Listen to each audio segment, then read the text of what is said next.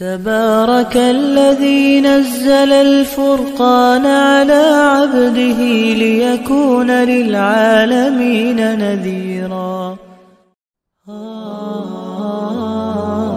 من دون الله قال سبحانه ما يكون لي أن أقول ما ليس لي بحق إن كنت قلته فقد علمته تعلم ما في نفسي ولا أعلم ما في نفسك إنك أنت علام الغيوب. صدق الله العلي العظيم وصدق رسوله النبي الحبيب الكريم ونحن على ذلك من الشاهدين والشاكرين والحمد لله رب العالمين.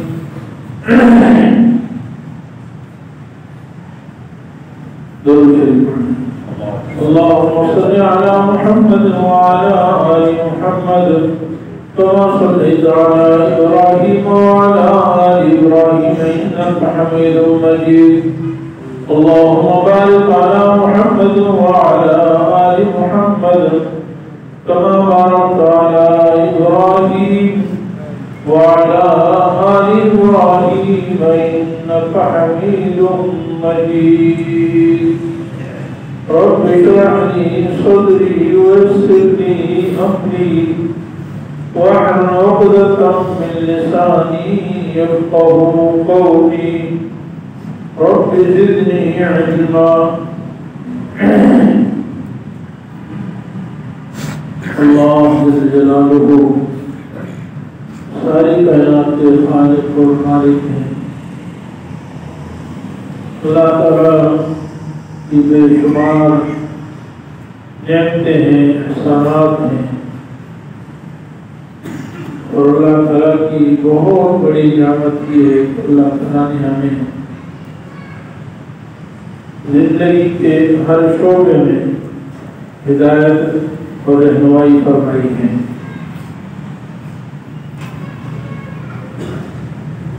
قرآن کریم میں اللہ تعالیٰ نے بہت سارے احکام، عقائد، عبادات، معاملات کا ذکر فرمایا ہے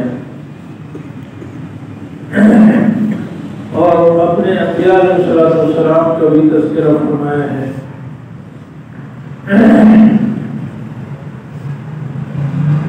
قرآن کریم چونکہ وعظ، عبرت اور نصیحت کی کتاب ہے، اس لیے جتنے بھی انبیاء علیہ السلام کا ذکر ہے اس سے مقصد نصیحت، عبرت اور وعظ کرنا ہے. اللہ جل جلالہ ارشاد فرماتے ہیں لَقَدْ كَانَ فِي قَصَصِهِمْ عِبْرَةٌ لِأُولِي الْأَلْبَابِ. انبیاء علیہ السلام کے قصوں میں عقل والوں کے لیے بڑی عبرت اور نصیحت کی بات ہے. 25 انبیاء علیہ السلام ایسے ہیں جن کا نام لے کر اللہ تعالیٰ نے قرآن کریم میں تذکرہ فرمایا ہے.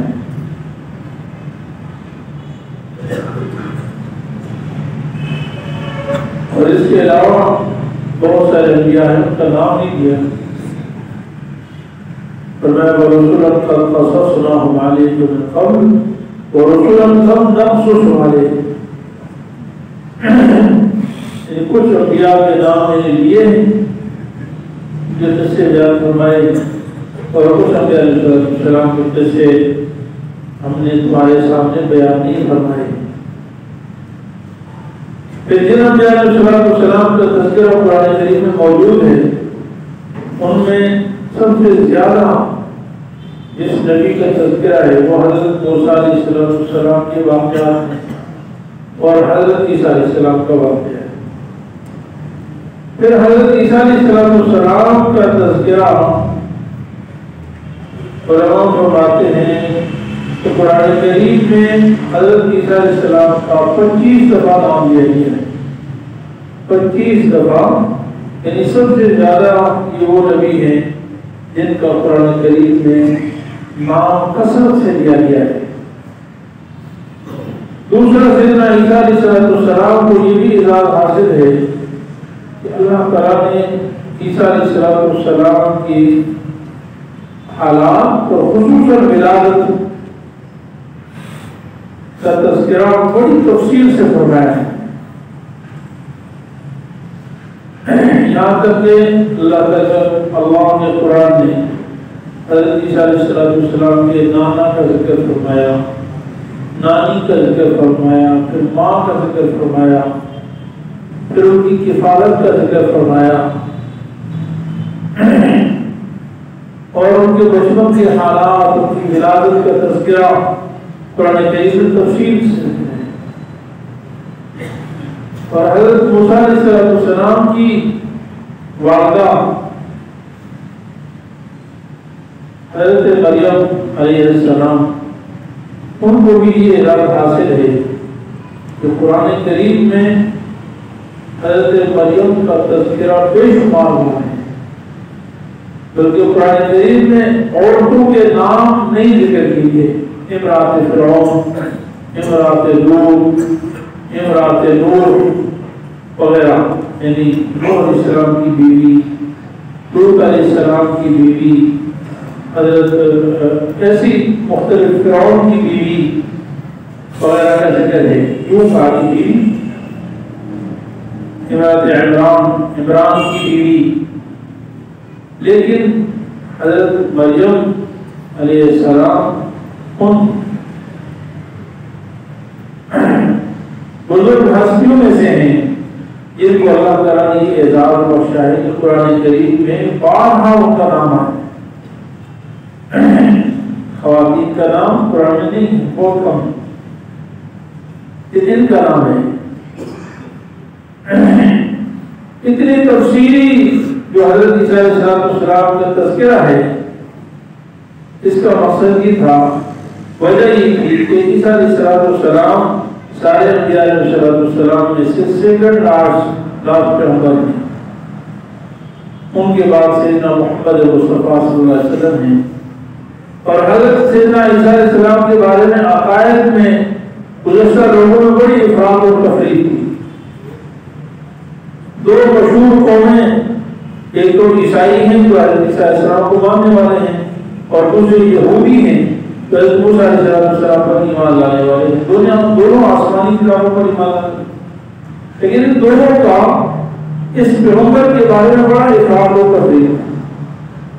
ایک طرف تو یہودی تھے کہ نعوذ باللہ وہ حضرت عیسیٰ علیہ السلام کو نبی ماننے کے لیے بھی تیار نہیں ہیں، اور نبی تو دور کی بات ہے، حضرت سیدنا عیسیٰ علیہ السلام اور ان کی والدہ سیدہ مریم علیہ السلام پر بہت الٹے سیدھے الزامات بھی لگا، برا بڑا لکھے اور ان کے قتل کے ذمے تھے. دوسری طرف جو ہے عیسائی ہیں کہ انہوں نے مختلف ان کے فرقے بن گئے. بعض وہ تھے جو انہوں نے پیغمبر تسلیم کیا ان کو اور عام اتباع جیسے نبی کی اتباع کی جاتی ویسے اتباع کی، لیکن زیادہ تر انہوں نے غلو سے کام کیا. اور حضرت سیدنا عیسیٰ علیہ السلام کو، ان کی والدہ ماجدہ کو کسی نے خدا کہا، کسی نے خدا کا بیٹا کہا، کسی نے خدا کا جز کہا، کسی نے کہا تین میں سے ایک یہ ہے، تینوں کا مجموعہ خدا ہے جو خدا کے جز ہیں.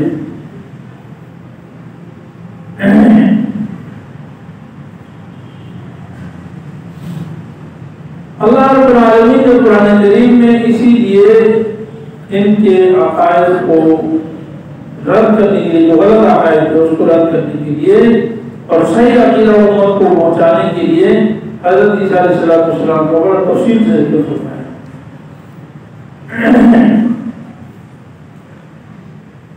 ایک سورت کا نام سورہ آل عمران ہے. آل عمران یعنی عمران کا خاندان، اور یہ عمران کے خاندان سے مراد ہے سیدنا عیسیٰ علیہ السلام کا خاندان. عیسیٰ علیہ السلام کے نانا کا نام ہے عمران،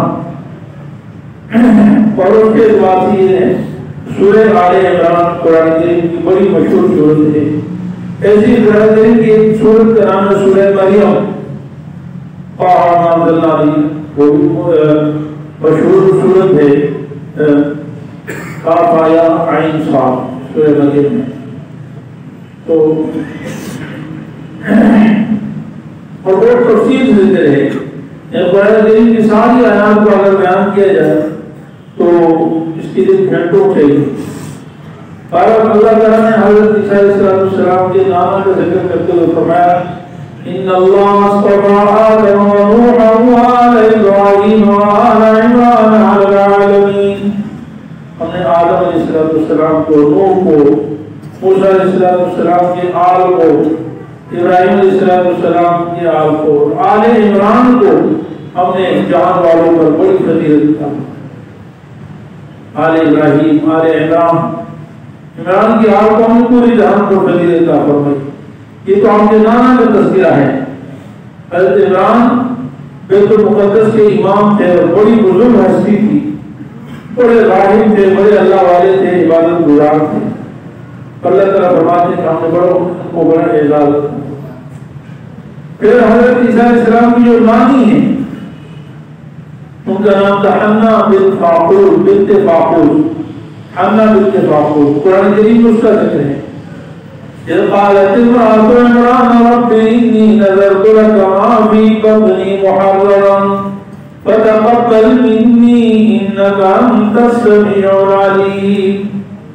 عمران کی بیوی نے مدد مانی کہ اللہ، کیونکہ بہت زمانے تک ان کے بچے نہیں تھے، اولاد نہیں تھی، تو انہوں نے یہ مدد مانی تھی اللہ مجھے اگر بچے اولاد ہو جائے تو میں جو ہے اس کو بیت المقدس کی خدمت کے لیے آزاد کروں. اور جب امید سے ہوئی تو انہوں نے یہ اظہار کیا کہ میرے پیٹ میں جو بھی ہوگا وہ بیت المقدس کی خدمت کرے گا.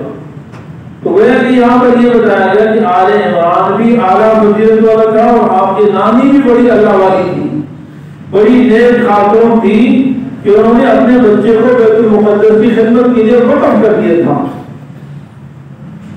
پھر ان کی پیدائش کا بھی قرآن نے ذکر فرمایا فَلَمَّا وَضَعَتْهَا قَالَتْ رَبِّ إِنِّي وَضَعْتُهَا أُنثَىٰ وَاللَّهُ أَعْلَمُ بِمَا وَضَعَتْ وَلَيْسَ الذَّكَرُ كَالْأُنثَىٰ وَإِنِّي سَمَّيْتُهَا مَرْيَمَ وَإِنِّي أُعِيذُهَا بِكَ وَذُرِّيَّتَهَا مِنَ الشَّيْطَانِ الرَّجِيمِ.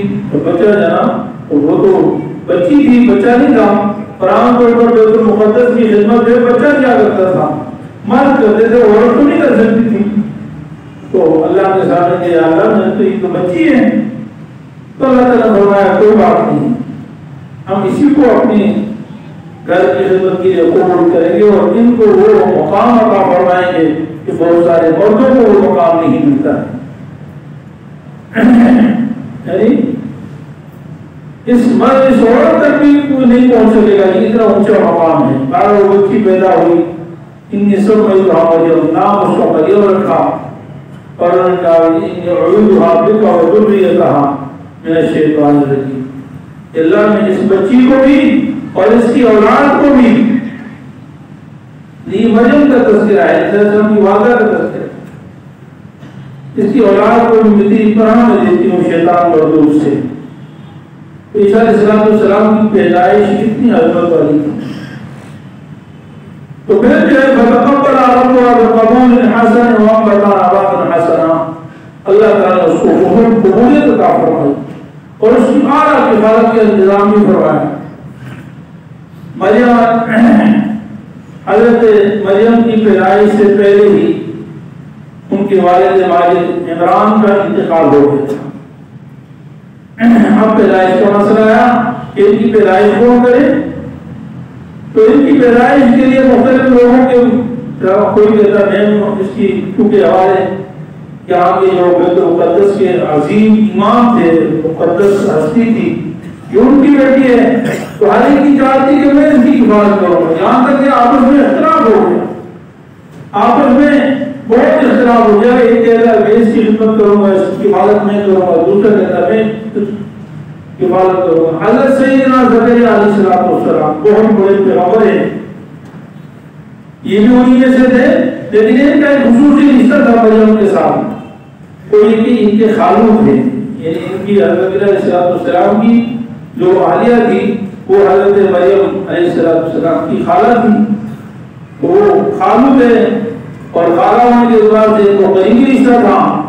انہوں نے بھی کہا کہ میں ان کی پرورش کروں گا، تو آخر طے یہ ہوا کہ ان کی جو قرآن تاجی کی جائے، اور قرآن تاجی کا ذکر بھی اللہ تعالیٰ نے قرآن کریم کے ذکر فرمایا۔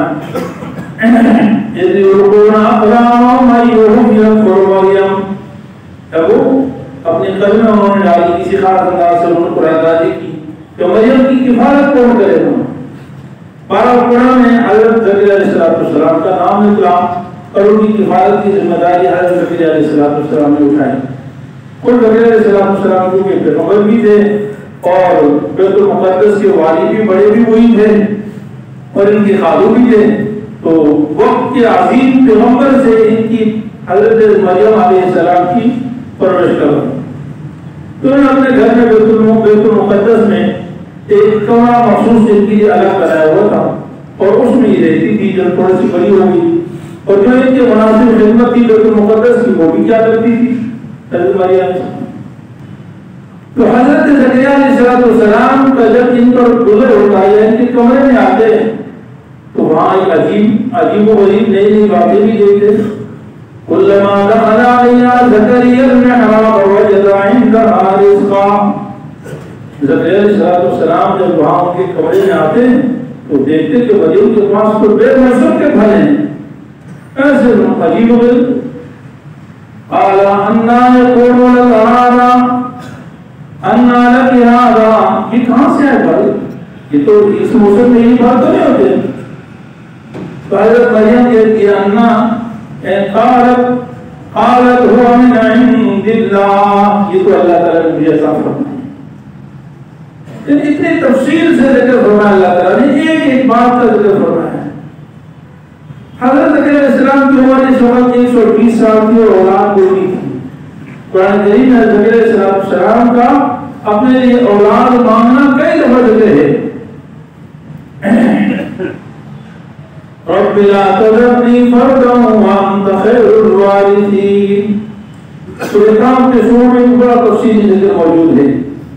حضرت زکریا علیہ السلام کی عمر یعنی اولاد کی جو عمر ہوتی ہے وہ ختم ہو چکی تھی، بیوی بانجھ تھی، لیکن جب زکریا علیہ السلام نے ایک چیز کا مشاہدہ کیا کہ اللہ جب تو بغیر موسم کے مریم کو پھل دے سکتا ہے تو بغیر موسم کے یعنی زندگی زمانہ گزر دینے کے باوجود اللہ تو اس بات پر قادر ہے کہ اس عمر میں مجھے بیٹا عطا فرما۔ هنالک دعا زکریا ربہ قال رب هب لي من لدنك ذرية طيبة إنك سميع الدعاء۔ وہاں پر دعا مانگی سیدنا زکریا علیہ السلام نے اللہ تعالیٰ سے کہ اللہ مجھے بھی پاکیزہ اولاد عطا فرما، اور بے شک تو ہی سنتا ہے، تو ہی دیتا ہے، تو ہی دعا کو سننے والا ہے۔ اور اللہ نے دعا کو قبول فرما دی۔ ونادته الملائکہ وهو قائم يصلي في المحراب ان الله يبشرك بيحيى مصدقا بكلمة من الله وسيدا وحصورا ونبيا من الصالحين۔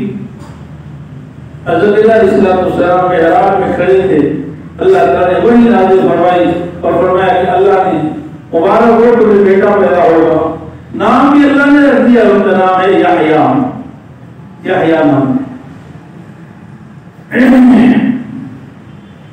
ان کا نام اللہ نے تجویز فرما دیا اور فرمایا وہ بڑے پاکدامن ہوں گے، سردار ہوں گے اور نیکوکار اور اللہ کے نیک بندے نبی ہوں گے۔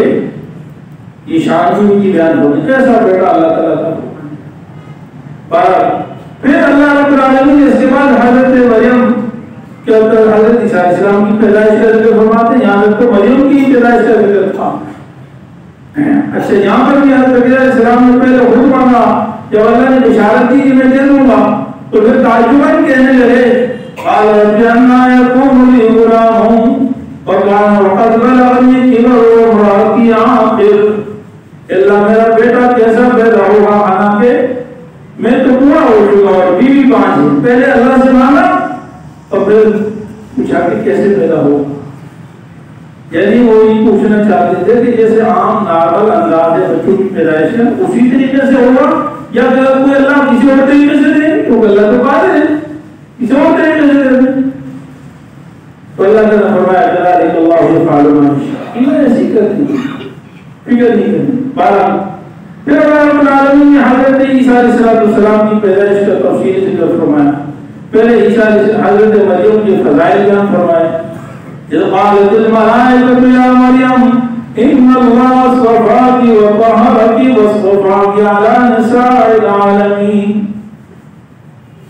اے مریم اللہ تعالیٰ نے تمہیں بڑا پرگزیدہ بنایا ہے تمہیں پاکمال بنایا ہے اور تجھے جہان کی عورتوں پر فضیلت عطا فرمائی ہے پھر ان کی وہ جو پرورش کے زمانے میں قرآن آئی اس کا ذکر فرمایا پھر اس کے بعد دوبارہ فرمایا وَإِذْ قَالَتِ الْمَلَائِكَةُ يَا مَرْيَمُ إِنَّ اللَّهَ يُبَشِّرُكِ بِكَلِمَةٍ مِّنْهُ اسْمُهُ الْمَسِيحُ عِيسَى ابْنُ مَرْيَمَ وَجِيهًا فِي الدُّنْيَا وَالْآخِرَةِ وَمِنَ الْمُقَرَّبِينَ اے مریم اللہ تمہیں بیٹا عطا فرمائیں گے جس کا نام عیسیٰ علیہ السلام مسیح عیسیٰ ابن مریم اور وہ دنیا میں بھی بڑے مقرر اور عظیم و شان ہوں گے اور آخرت میں بھی بڑی شان والے ہوں گے وَيُكَلِّمُ النَّاسَ فِي الْمَهْدِ وَكَهْلًا وَمِنَ الصَّالِحِينَ بچپن میں بھی لوگوں سے بات کریں گے بڑھاپے میں بھی لوگوں سے بات کریں گے بچپن میں بھی بات کریں گے بڑھاپے میں بھی بات کریں گے بات کریں گے بچپن سے ہی ایک چیز کی طرف اشارہ کر دیا کہ موسیٰ عیسیٰ علیہ السلام صرف بچپن میں نہیں بڑھاپے کی زندگی بھی گزاریں گے لوگوں کے ساتھ اور بڑھاپے میں رہ کر بھی لوگوں سے بات کریں گے ایک عقیدے کی طرف اشارہ کر دیا تو وہ صرف جوانی میں فوت نہیں ہوں گے وہ اڈھیر عمری کو کہتے ہیں بالکل آدمی پورا ہو جائے ضعیف ہو جائے اور اللہ کے نیک بندے ہوں اس کے علاوہ بھی قرآن کریم میں بے شمار آیات ہیں سورہ مریم میں اللہ تعالیٰ نے حضرت عیسیٰ علیہ السلام کی پیدائش کا پوری تفصیل سے مزید ذکر فرمایا ہے وَاذْكُرْ فِي الْكِتَابِ مَرْيَمَ إِذِ انتَبَذَتْ مِنْ أَهْلِهَا مَكَانًا شَرْقِيًّا وَاتَّخَذَتْ مِنْ دُونِهِمْ حِجَابًا فَأَرْسَلْنَا إِلَيْهَا رُوحَنَا فَتَمَثَّلَ لَهَا بَشَرًا سَوِيًّا قَالَتْ إِنِّي أَعُوذُ بِالرَّحْمَنِ مِنْكَ إِن كُنتَ تَقِيًّا قَالَ إِنَّمَا أَنَا رَسُولُ رَبِّكَ لِأَهَبَ لَكِ غُلَامًا زَكِيًّا قَالَتْ أَنَّىٰ يَكُونُ لِي غُلَامٌ وَلَمْ يَمْسَسْنِي بَشَرٌ وَلَمْ أَكُ بَغِيًّا قَالَ كَذَٰلِكَ اللَّهُ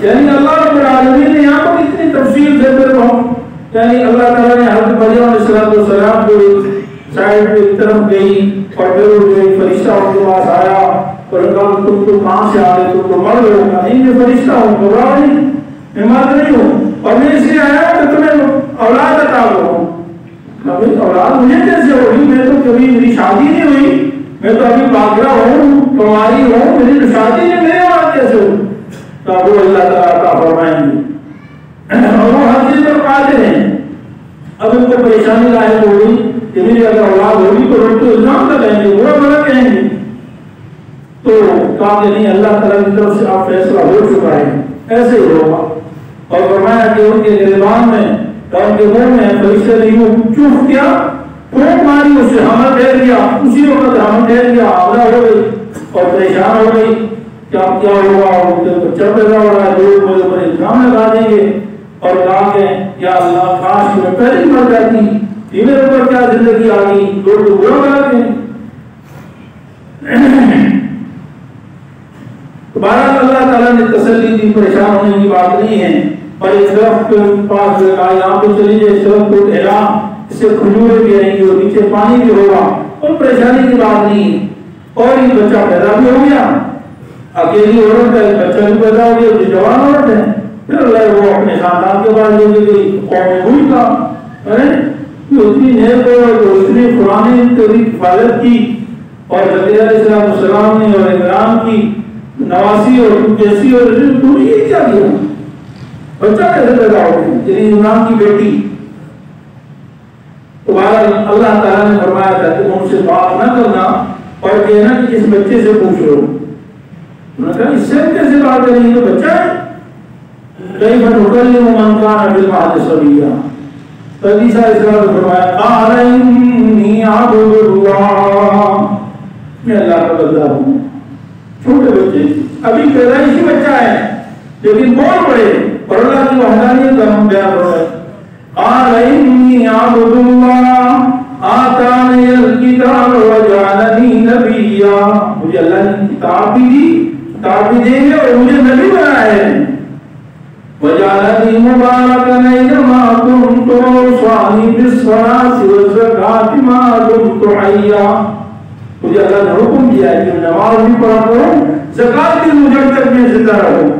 وبرا بوالدتی، اور مجھے میرے رب نے حکم دیا ہے کہ اپنے والدہ کے ساتھ حسن سلوک کرنا.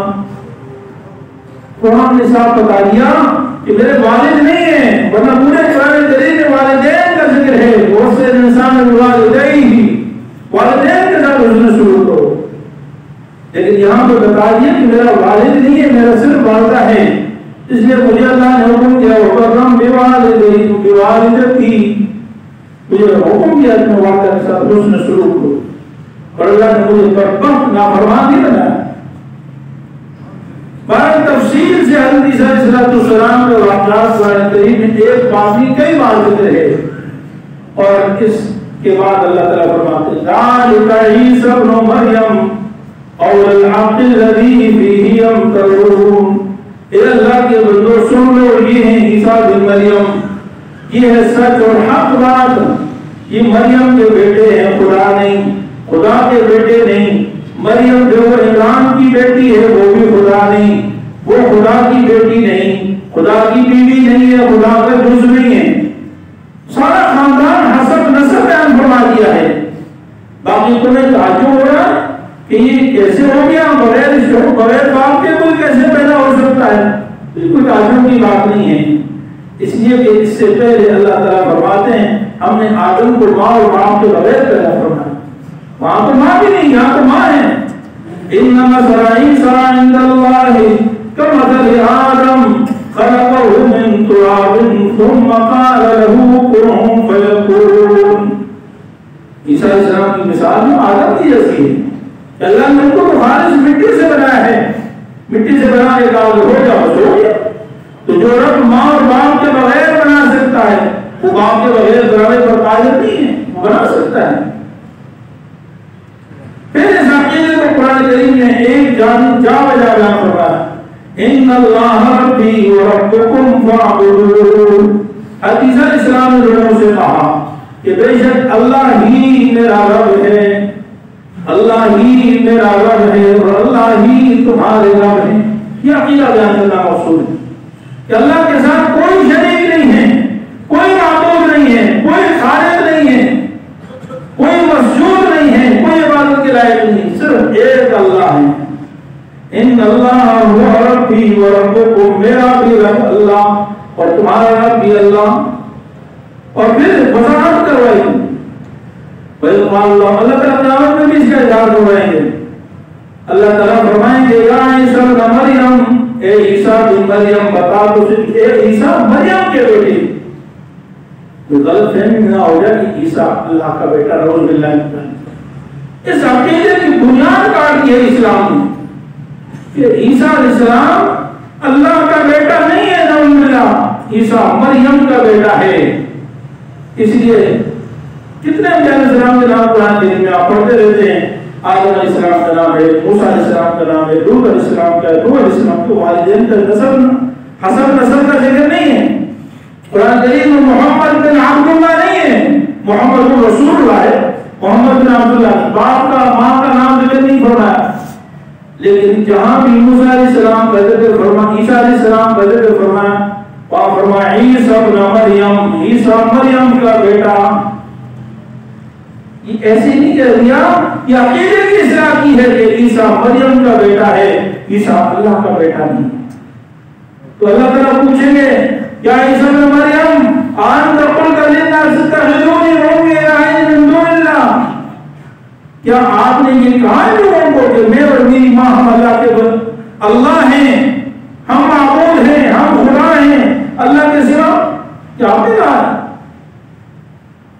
تو عیسیٰ علیہ السلام جواب دیں گے قال سبحانک، اے اللہ میری توبہ، اے اللہ میں کیسے ہی کہہ سکتا ہوں اَيَقُولُنِي أَنْ أَقُولَ مَا لَيْسَ لِي بِحَقٍّ، میں وہ بات کیسے کہہ سکتا ہوں جس کا مجھے حق ہی نہیں پہنچتا ہے، خدائی کا میرا حق نہیں ہے، میں تو بندہ خدا ہوں۔ پھر فرمایا ان كنت فقد علمت، یا اللہ اگر میں نے کوئی بات کی تو آپ تو مجھ سے زیادہ آپ جانتے ہیں نا، آپ جو ہے میرے دل کے خیالات کو بھی جانتے ہیں اور میں نہیں جانتا جو آپ کے خیالات آپ کے دل میں کیا نہیں جانتا۔ تعلم ما فی نفسی ولا اعلم ما فی نفسک انک انت علام الغیوب۔ میرے عزیز بھائیوں، یہ اسلام کا بنیادی عقیدہ ہے، اللہ وحدہ لا شریک ہے، نہ اللہ کا کوئی بیٹا ہے، نہ اللہ کسی سے پیدا ہوئے ہیں، نہ اللہ کی کوئی بیوی ہے۔